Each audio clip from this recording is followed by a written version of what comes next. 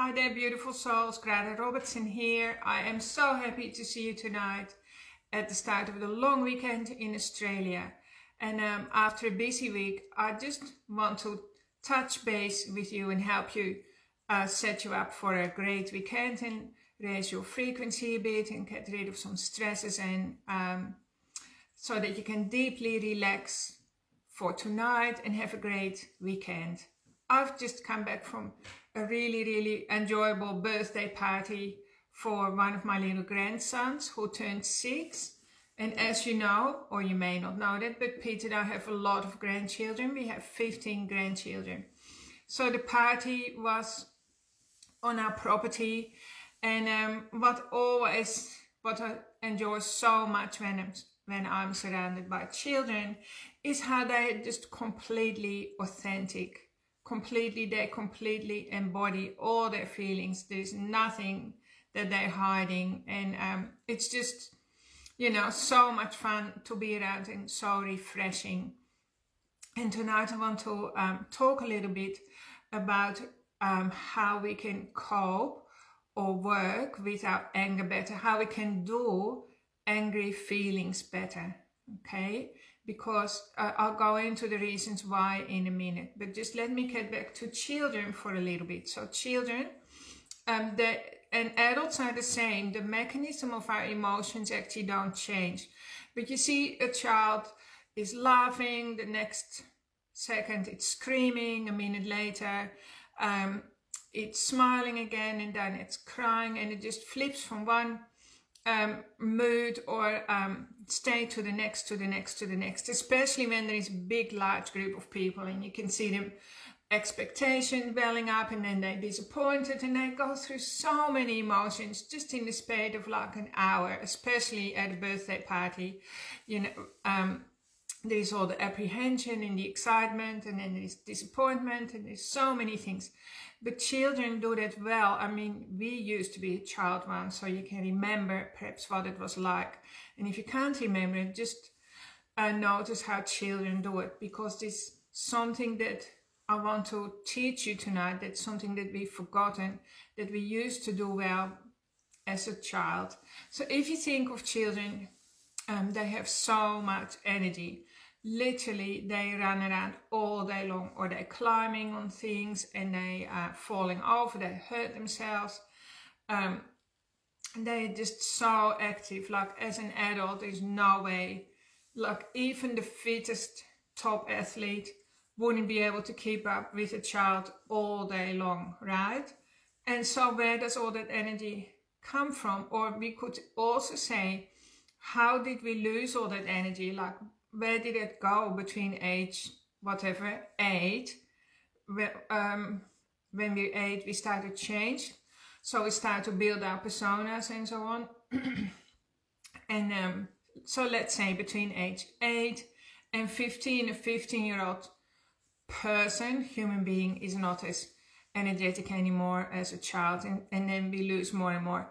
And in my opinion, but this is just my opinion, it's also what I've seen with many of my clients, I think a lot of that energy is used to push our emotions under, right? We just push them under. And then anger in particular, we have lots of hang-ups and taboos around anger. And as little children, we've been trained to not be angry, which is already the wrong language, because we have anger. We aren't anger, we have it. It's just something that comes through us. So our body is designed to release a chemical, like say an anger chemical. We feel angry for 90 seconds and it stops. That's what our body does. Scientists know that. They've studied the chemistry of the brain. So like we are sad for 90 seconds, or we are fearful for 90 seconds, or regretful, or any other emotion. And then that chemical reaction is finished. But if it keeps going, like we've all seen adults who can stay angry for weeks or months, or sad for months or years, that means we're buying into a story, right? We've got a story that's triggering our brain to release those chemicals. And then on top of that, our body has become addicted to those chemicals. So literally now we're in some sort of feedback loop. And but that's for a different evening, or that's for a different workshop. Tonight I just want to have a conversation with you, how we can do anger better, how we can release some of that pressure that builds up in us, and how you can recognize it. I work with you know, many people every week. I in particularly find that people have difficulty connecting to their anger. They say, no, it's not an issue for me. No, I don't feel angry. I can't remember the last time I felt angry. But I can tell their body is literally screaming out at me, because I can see right into their body and into their energetic system. I can see how anger and resentment or frustration, they're all like in the same group, is jamming up their energies, and how it's blocking their abundance flow, and it's blocking their relationships, and it's literally suffocating, it's blocking their motivation. And so if they would only do their anger work, I call it anger work, that would all free up. But a lot of adults simply refuse to do it, because I guess they're used to being in that autopilot feeling that adults live their life in. So we need to bring some of that curiosity back, and that childlike spirit, that childlike energy. And tonight I'm going to give you some tips of how you can handle your anger. So first of all, for everyone who's listening tonight, and they go, if you go like, well, I literally, no, I don't have any anger, nothing bothers me, I'm just easy-go-lucky and so on. I want to ask you a question. How much peace, or true peace, or do you have in your body? Do you feel very, very peaceful all the time?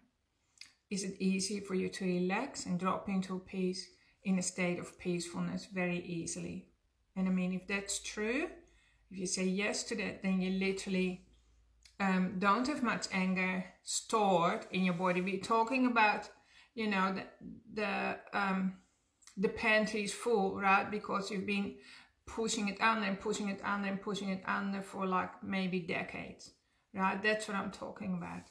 And if that's the case, if you've been putting your anger to sleep, you've been numbing it out, you've been numbing yourself out, that means other parts of your body are being numbed out as well. Often your hormones don't do what they're meant to be doing. If you push your anger down too much, you often end up with fractures, like broken bones, neck tension, migraine headaches. I mean, your body has to do your work for you.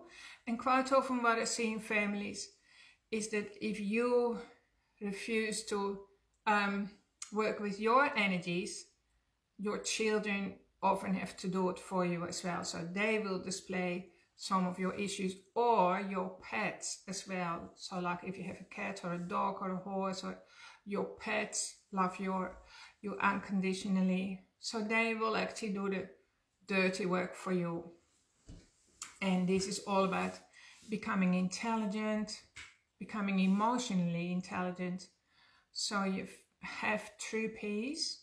You don't have depression. Well, if you feel depressed, and depression comes from suppressed anger, you can find the return journey to your happy self. So, okay, maybe get a piece of paper and a pen. Get a pen and a paper, piece of paper, because I have some questions for you to make it really, really safe to do some anger work right now. So if this is if you're watching the replay, just take a minute to write things down. I want you to think of a time or something, a situation or a person or a time that you felt angry, something that still makes you feel angry. Okay, just see if you can do that right now. bring to mind a situation or a person or a time or an experience that still makes you feel angry. So you feel this energy of anger through your body. Now I want you to write down where do you feel that in your body? Where do you notice it? This is a tricky part. Where do you notice that in or around your body? Sometimes people feel it right outside their body. Okay. And if you feel something, that's great. If you can bring up the sensation of anger, that's really, really good. And it may take some work. So, because if you've put it to sleep for a long, long time, it's a bit like your arm. You've been sleeping on it all night, and in the morning it starts to tingle because it has to wake up. So it can be tingling for a while before you literally have some sensation back. So with anger work, literally it is work, because we have to activate this energy force.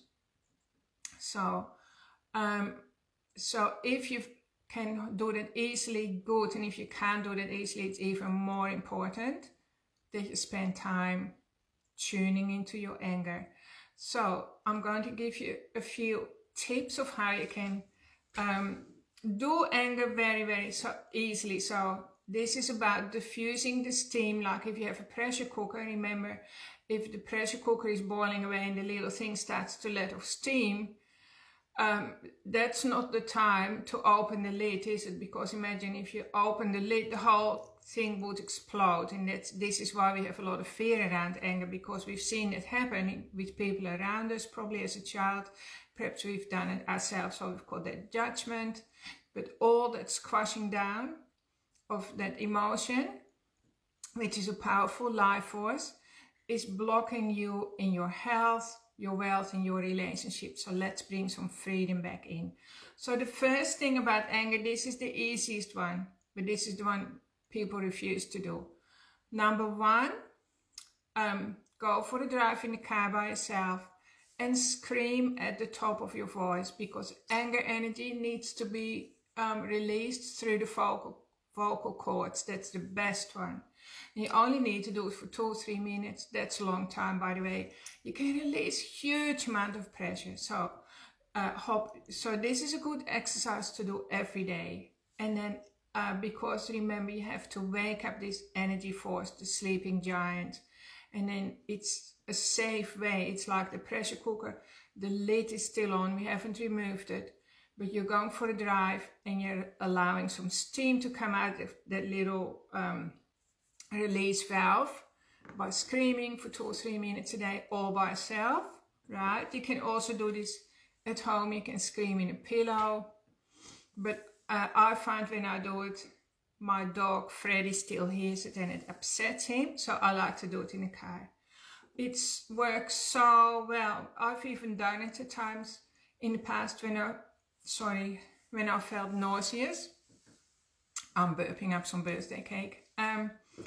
When I felt nauseous, when my liver was playing up, this was after I had the accident, and I used to hop in the car, drive around the block for a little bit and scream at the top of my voice, and my nausea would be gone, because anger tends to go in the liver. So there's another proof that it works. Secondly, it's really good for your body to move around. That's why children can release their anger so much. So if you're struggling with angry moods, move your body, right? And as soon as your anger drops from your head, from the mind, through the body and into the hips and into your legs, it's done, it's run its course. So then you're on safe ground. So you can move your hips, do the figure of 8, go for a walk in nature, but get your body moving. So and still connect to the anger. So we're not avoiding it, right? And we're not denying it. We're allowing it to flow through the body, and we're actively working to release it. So it's still releasing through the pressure valve. So if you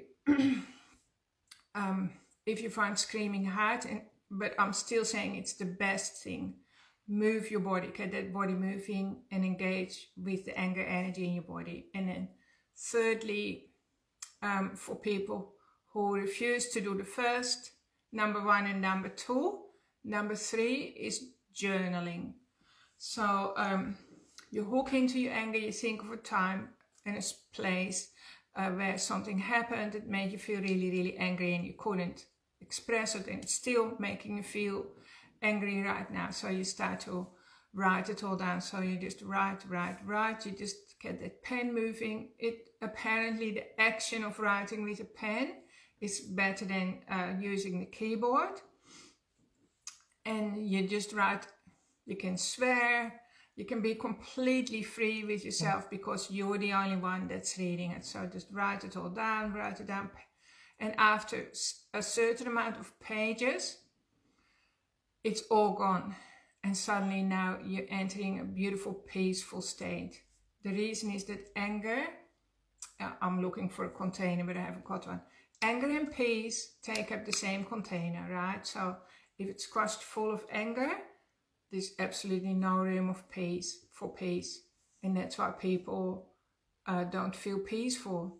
And everyone wants to feel more peaceful. Everyone. I don't know one person who says, no, I don't need peace. Thank you. No, I've got enough.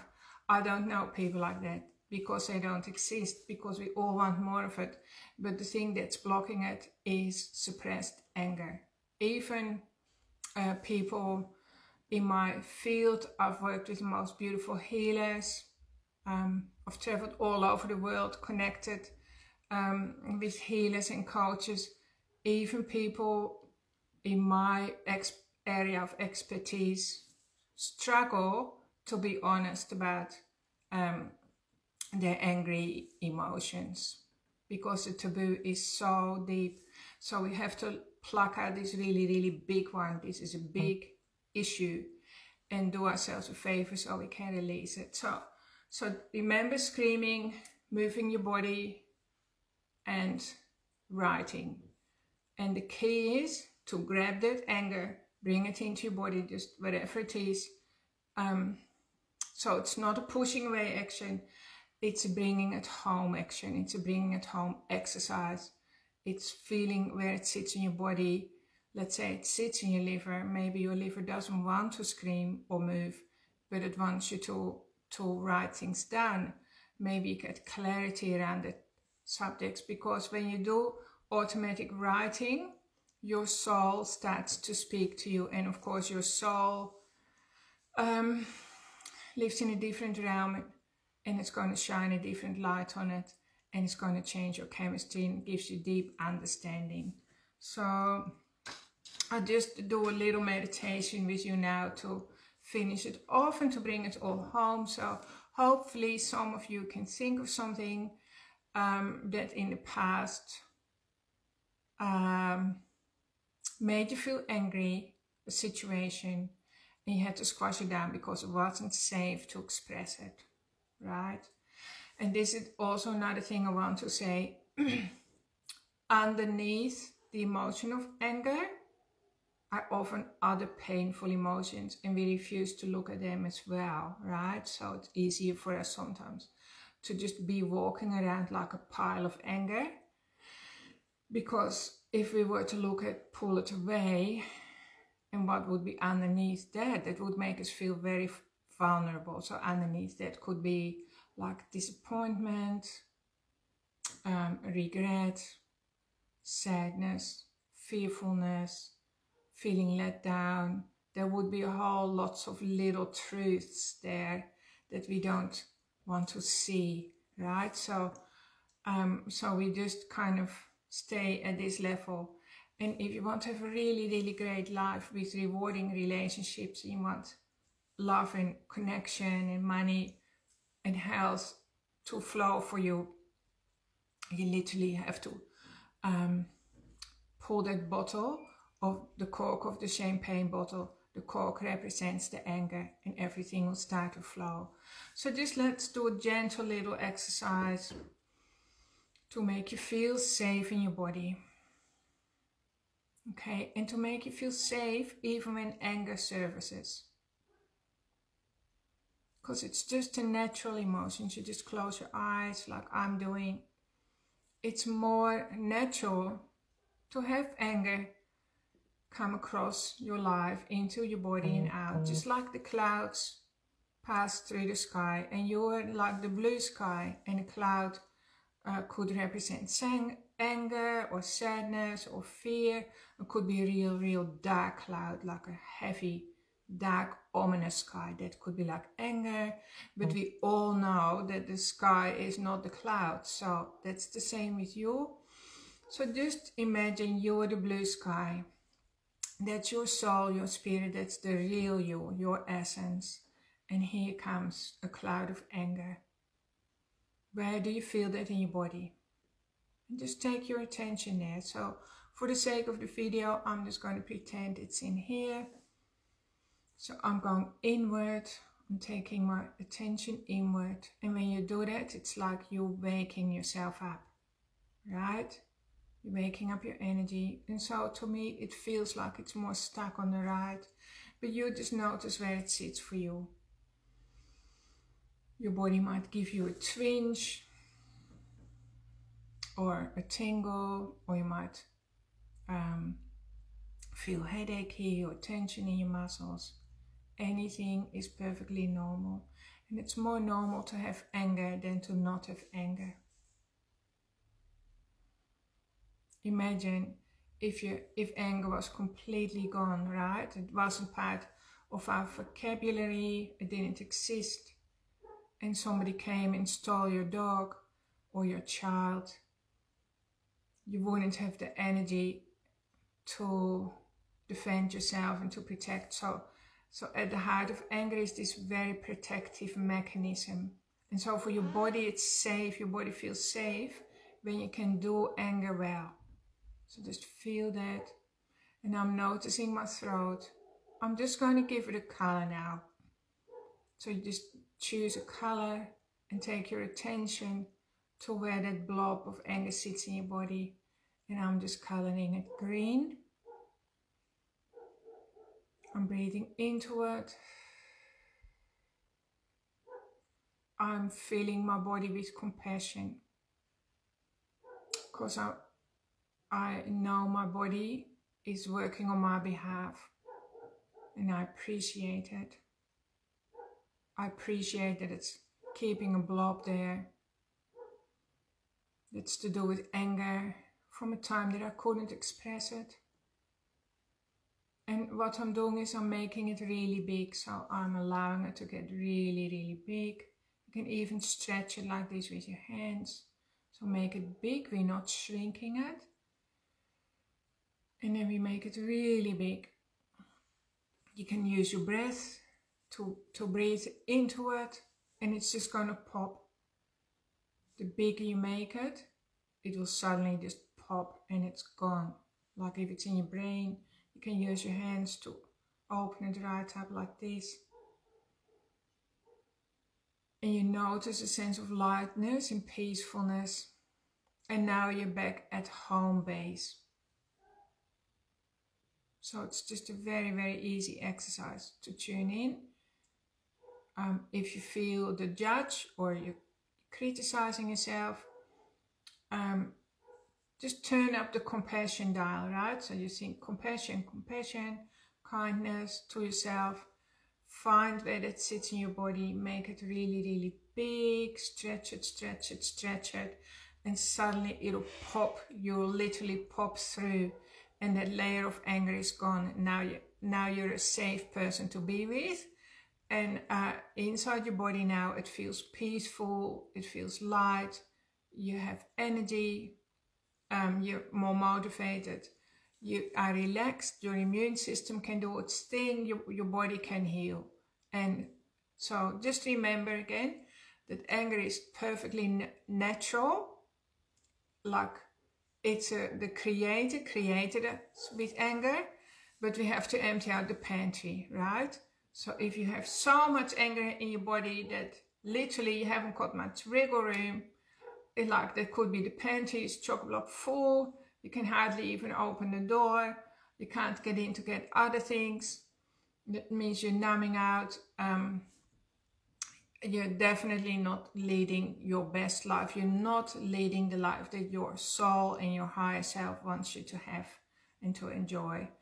So do some anger work, follow the 3 steps that I suggested, and do it every day. Commit to yourself, and you will notice a huge transformation over the course of the next year. If you do even just do 5% of what I suggest, it's already going to make a huge difference. So thank you for tuning in, everyone. Hope you have a really great weekend. Hope this made sense to you. Connect with your inner child, and I'm really looking forward to seeing you again next Thursday night at 8 o'clock. Thanks everyone. Bye bye.